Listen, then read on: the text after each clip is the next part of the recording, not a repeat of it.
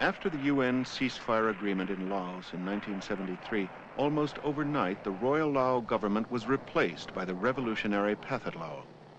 3,000 Hmong were airlifted out of Laos by Air America in 1975.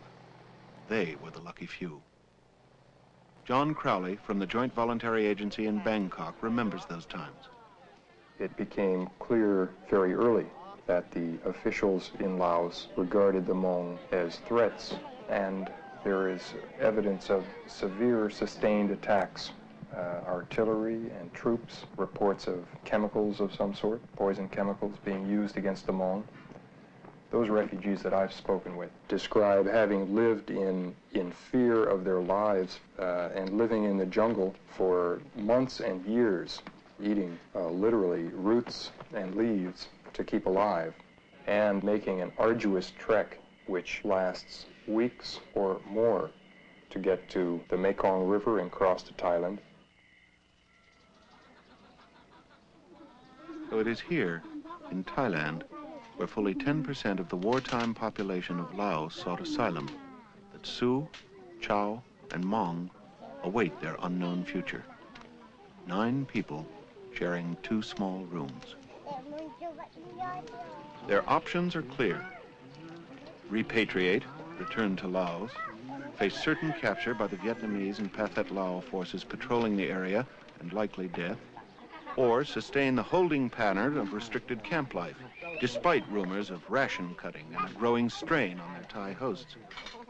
Or they could apply for immigration and seek resettlement in a third country, alien to their life experiences.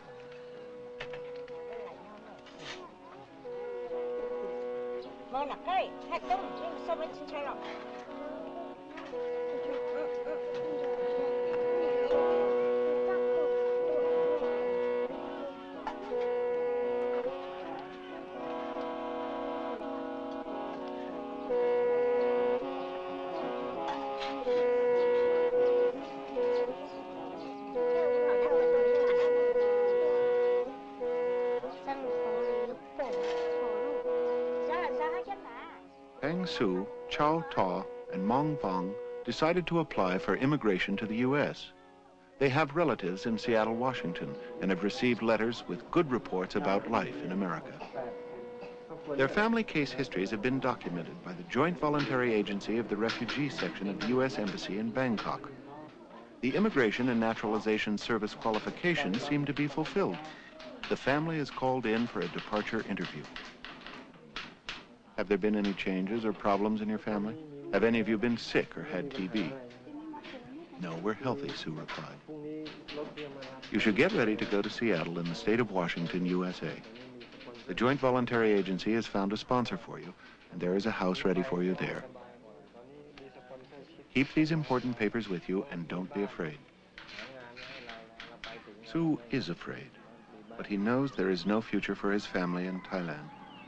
Once a self-sufficient farmer, owner of a farm, horses, pigs, and chickens, he knows there is not enough arable land to accommodate him or the thousands of other refugees in Thailand. Competent in the ways of subsistent living, Sue knows he must take the skills he has and build a new life.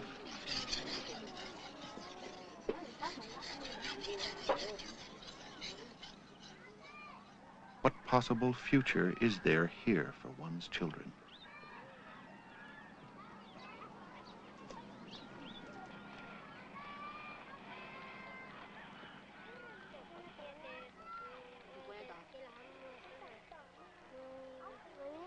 Preparing for their long journey, Sue calls in his clan shaman. This spiritual guide will officiate at a ceremony to free family spirits for travel. Smoking opium, the shaman enters the spirit realm. Opium is a substance used sparingly by the Hmong, mostly by the old and sick, and ritualistically by the clan shamans.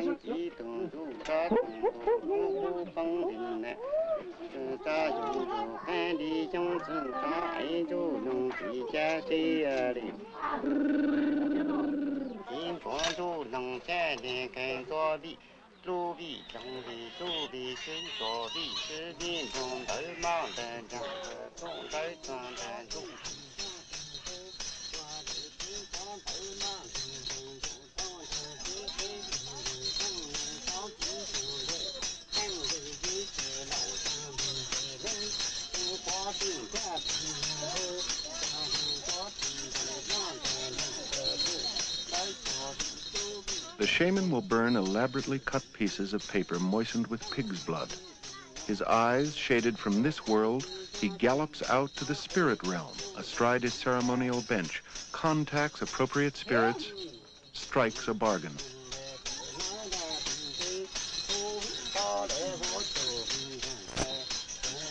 The pig is offered as a sacrifice.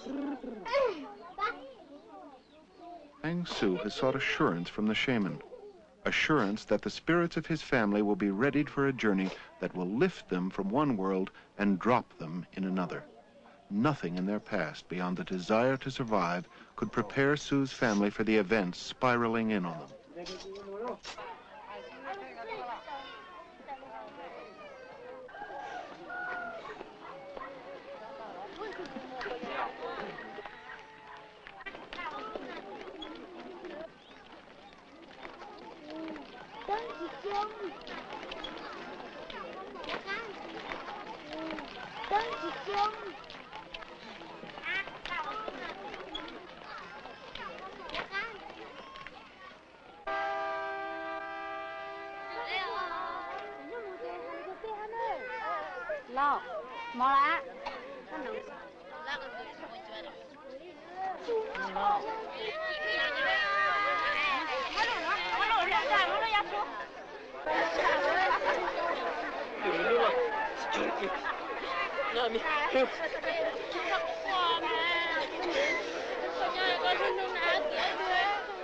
Don't cry, little brother.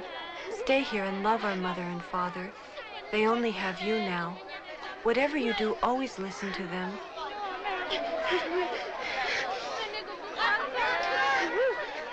Tell them not to cry too much. We'll always remember them. We'll write and tell them how it is in America.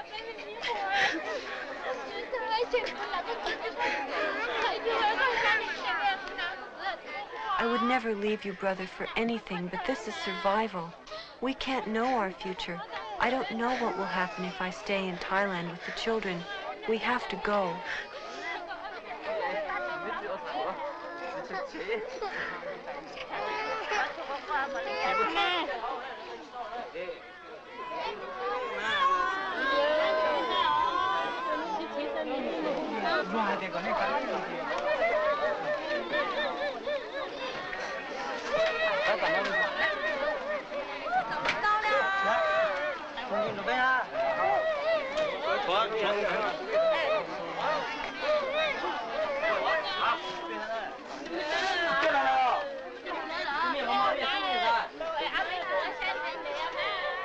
Take my hand one time because you are leaving.